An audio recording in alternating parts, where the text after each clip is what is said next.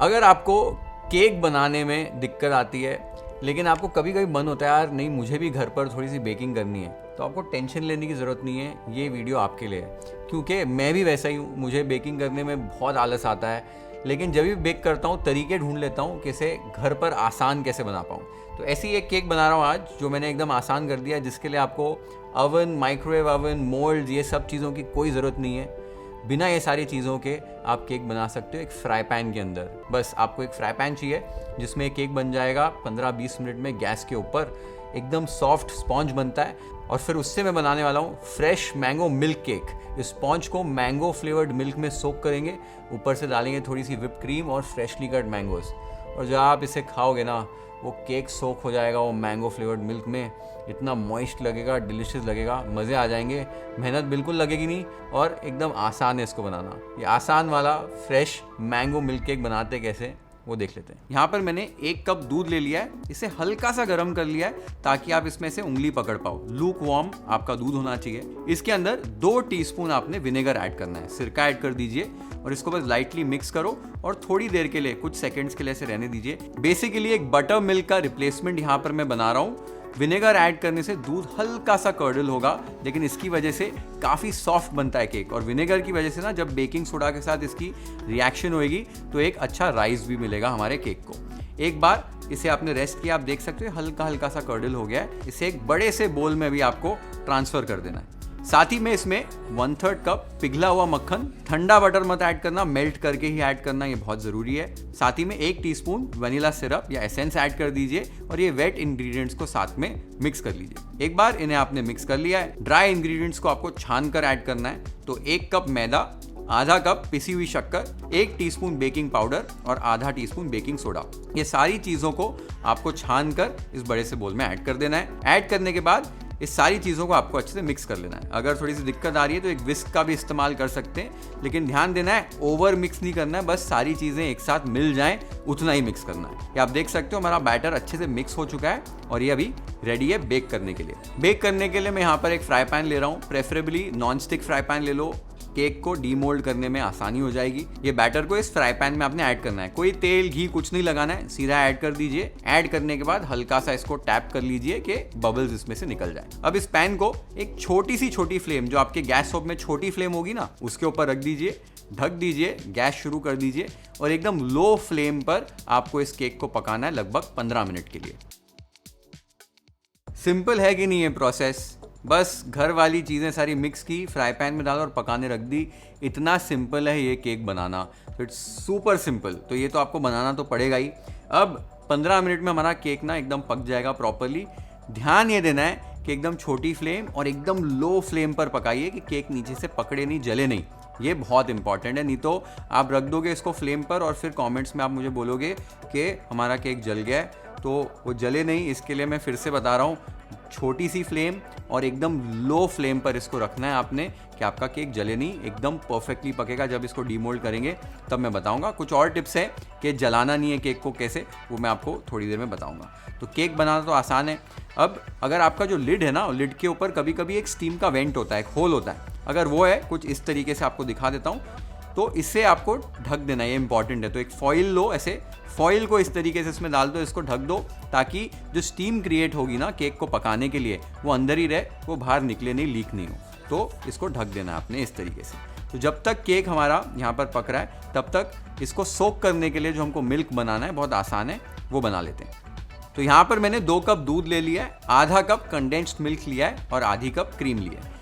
अब बेसिकली ये जो केक मैं बना रहा हूँ ना, इसकी इंस्पिरेशन है एक केक से जो लैटिन अमेरिकन कंट्रीज़ में बनाया जाता है, मेक्सिको में बनाया जाता है, स्पेन में बनाया जाता है, और इसे कहा जाता है ट्रेस लेचेस। इसका सिंपल मीनिंग होता है कि 3 मिल्क केक होता है ये, जिसमें 3 अलग अलग स्टेजेस के जो मिल्क होते हैं उनको मिक्स करके केक को उसमें सोक कर दिया जाता है। तो एकदम मॉइस्ट सा केक बनता है। बेसिकली हम रसमलाई कैसे खाते हैं वैसे ही सिमिलर होता है, इसलिए मैंने पहले एक रसमलाई ट्रेस लेचेस केक भी बनाया हुआ है जो बहुत इनक्रेडिबल बनता है। नहीं देखा है तो ज़रूर देखना।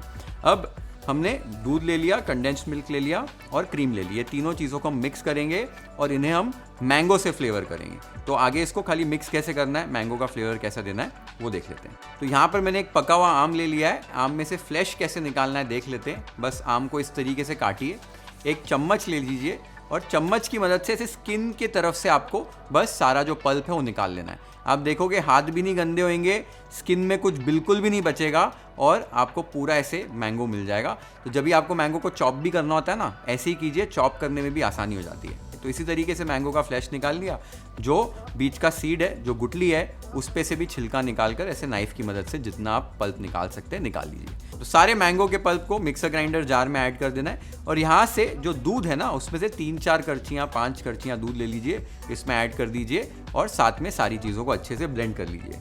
एक बार आपने सारी चीज़ों को ब्लेंड कर लिया है, इस मैंगो फ्लेवर्ड मिल्क को आपको छान कर दूध में ऐड कर देना है। छानना इसलिए कि कभी कभी आम के रेशे रह जाते हैं तो वो निकल जाएंगे छन्नी में। एक बार आपने इसे ऐड कर दिया है तो इसके अंदर जो कंडेंस्ड मिल्क और क्रीम है उसे भी ऐड कर दीजिए। सारी चीज़ों को मिक्स कर लीजिए। कंसिस्टेंसी आप देख सकते हो किस तरीके की है, ऐसी पतली कंसिस्टेंसी होनी चाहिए कि केक आपका सोख हो पाए। अगर आपने कंसिस्टेंसी थिक कर दी इसकी तो केक जो है वो सोख नहीं हो पाएगा और केक अंदर से ड्राई रह जाएगा, तो ये इंपॉर्टेंट है। इस स्टेज पर आपको टेस्ट करके भी चेक कर लेना एक बार। अगर आपको मीठा ज़्यादा पसंद है, क्योंकि मॉडरेटली स्वीट मैंने रखा है, मीठा अगर ज़्यादा पसंद है तो कंडेंस्ड मिल्क बढ़ा सकते हैं। मैंगो का फ्लेवर थोड़ा सा और चाहिए तो आधा मैंगो पका हुआ इसमें और ऐड कर सकते हैं। तो इसकी कंसिस्टेंसी इस तरीके से आपने एडजस्ट कर लेनी है। तो अब हमारा मैंगो फ्लेवर्ड मिल्क तो यहाँ पर रेडी हो गया है। 15 मिनट भी हो चुके हैं हमारे केक को पकते हुए, उसको चेक कर लेते हैं। तो यहाँ पर आप देख सकते हो केक में कैसे एक राइज आ गया है और जो पैन के तरफ का जो सरफेस है वो ऊपर से भी पक चुका है, लेकिन बीच का पार्ट अगर आप देखोगे ऊपर का जो सरफेस है ये अभी भी थोड़ा सा कच्चा है। टेंशन बिल्कुल भी नहीं लेनी है, आपको करना है ढक्कन फिर से लगा देना और गैस को बंद कर देना है। जो रेसिडुअल हीट है, जो बची हुई हीट है, उसी से जो टॉप लेयर है केक का वो पक जाएगा। तो 15 मिनट स्पॉन्ज बनाने के लिए लगे और 10 मिनट ढक के रखा और तब तक आपका बाकी का जो प्रेप है वो भी हो जाएगा।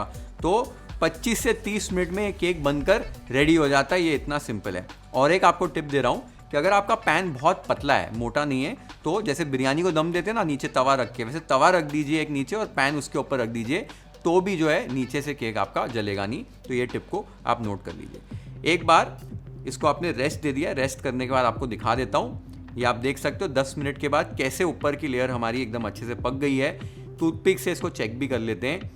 टूथपिक जब भी आप सेंटर में इसको पोक करोगे तो एकदम साफ निकलेगा, यानी कि हमारा केक एकदम बनकर तैयार हो गया है। केक को भी रूम टेम्परेचर पर आने तक आपको ठंडा कर लेना है। डीमोल्ड करने से पहले गरम डीमोल्ड करोगे तो केक शायद चिपक जाएगा पैन को या टूट जाएगा, क्योंकि ये काफ़ी सॉफ्ट होगा। तो इसको एक बार आपने ठंडा कर लिया, इसको आपको डीमोल्ड कर लेना है। एक स्पैचुला की मदद से इसे साइड्स को आपको छुड़ा लेना है। एक प्लेट या प्लेटर ले लीजिए, उसके ऊपर ऐसे केक को आसानी से आप डीमोल्ड कर सकते हैं। और आप देख सकते हो कितना ब्यूटीफुल टेक्सचर आया है हमारे स्पॉन्ज केक का। एकदम सॉफ्ट हमारा स्पॉन्ज केक बना है और ये हमारा वेनिला स्पॉन्ज फ्राई पैन में रेडी हो गया है।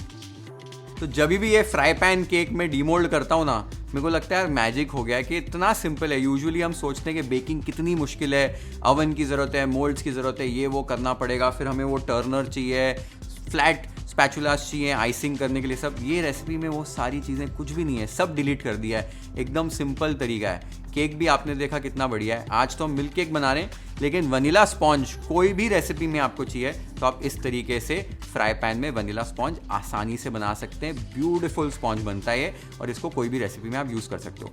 अब आज हम तो फ्रेश मैंगो मिल्क केक बना रहे हैं, तो इसको आगे कैसे और प्रेप करना है वो देख लेते हैं। तो अब ये जो डीमोल्डेड केक है, इसको पहले हम कट कर लेंगे कि बाद में इसे सर्व करने में आसानी हो जाए। तो ऐसे में जैसे रेगुलर हम पेस्ट्रीज कैसे कट करते हैं, केक कट करते हैं, वैसे ही ट्रायंगल्स में इन्हें कट कर ले रहा हूँ। एक बार आपने इसको इस तरीके से कट कर लिया, आपको टेक्सचर भी दिखा देता हूँ। आप देख सकते हो अंदर से कितना एकदम एयरी टेक्सचर आया हमारे केक में। केक परफेक्टली कुक हुआ है। अब केक को हम एक प्लेट में ट्रांसफर कर लेंगे। ऐसी कोई एक बर्तन ले लो या प्लेट ले लो जिसमें थोड़े से एजेस हों, ताकि हम केक को सोक कर पाएं।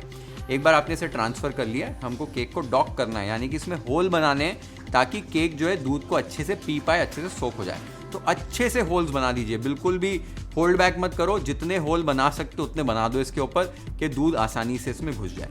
एक बार आपने इसको अच्छे से पोक कर लिया है, आपने जो दूध बनाया था, जो मैंगो मिल्क बनाया है, उससे इस केक को आपको सोक करना है। तो आप जितनी करछियाँ चाहिए, 3, 4, 5, 6 करछियाँ लगे, इनके ऊपर डालिए केक के ऊपर अच्छे से, कि केक पूरी तरीके से सोक हो जाना चाहिए इस दूध के साथ। आप देख सकते हो मैंने लगभग 1/3 क्वांटिटी जो मिल्क की बनाई थी उतनी इसमें ऐड कर दी है, बाकी की रख दी है। ये जो बाकी की है ना, वेस्ट बिल्कुल भी नहीं होगी। ये जो है मिल्क हम जब केक को सर्व करेंगे ऊपर से डालेंगे, और ये मिल्क के साथ केक खाने में बहुत मज़ा आता है।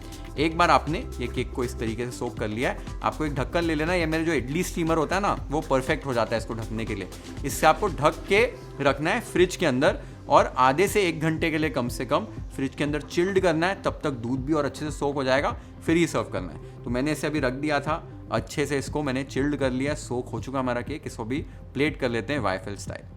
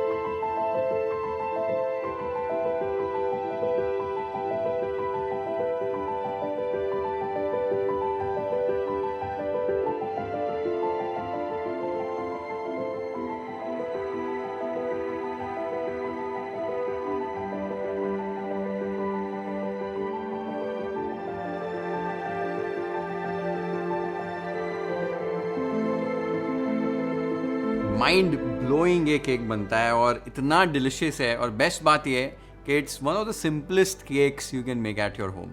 सो आई होप जितने भी लोग हैं जिनको बेकिंग पसंद है, करना चाहते हैं, लेकिन इक्विपमेंट नहीं है या टाइम नहीं है, ये केक आप इंजॉय करोगे। It's a beautiful cake, you should definitely try it in the mango season. और अगर मैंगो सीजन नहीं है तो इसको स्ट्रॉबेरी से बना सकते हो, सिर्फ मिल्क केक भी बना सकते हो। कोई भी आपने इसमें फ्लेवर नहीं दिया, खाली दूध के अंदर सोक कर दिया और ऊपर से फ्रेश बेरीज डालो या फ्रूट्स डालो या ऐसे ही खाओ। बहुत डिलिशियस ये केक बनता है। तो ज़रूर ट्राई करो ये रेसिपी अपने घर पे। मुझे कमेंट्स में बताओ आपको ये रेसिपी कैसी लगी। Share this video with your friends and family. Hit the like button if you like this recipe. Follow and subscribe to YFL if you haven't yet. Have an amazing time with this beautiful recipe at your home. Cheers.